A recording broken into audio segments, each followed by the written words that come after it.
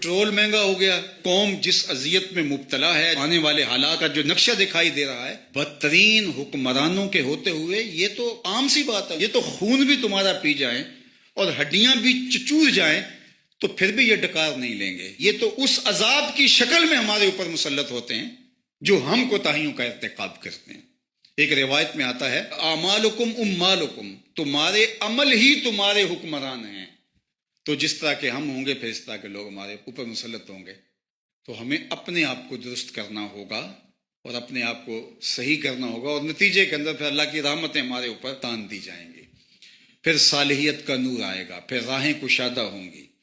लेकिन अगर जिस तरह की ज़िंदगी हम गुजार रहे हैं वो गुजारते रहे तो ये तो अभी हमारे सामने ट्रेलर है, न जाने आगे क्या कुछ आने वाला है और किस तरह जो है वो हमारी हड्डियों को तोड़ेंगे और निचोड़ेंगे।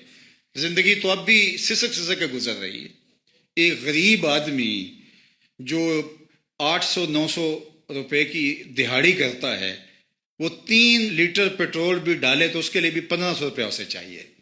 तो वो किचन कहाँ से चलाएगा? तो मुआशरे में अनारकी फैलेगी, लड़ाई होगी, फसाद होगा, शर फैलेगी।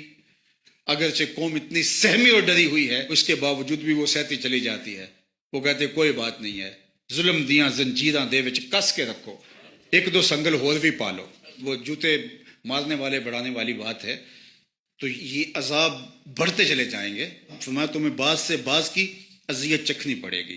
तो इस अजियत में मुब्तला कर दिए गए हैं।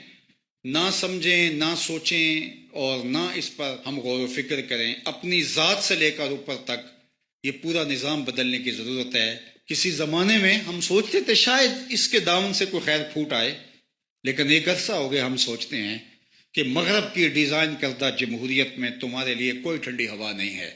तुम्हें अगर खैर मिलेगी तो निज़ाम खिलाफत से ही मिलेगी इंशाअल्लाह।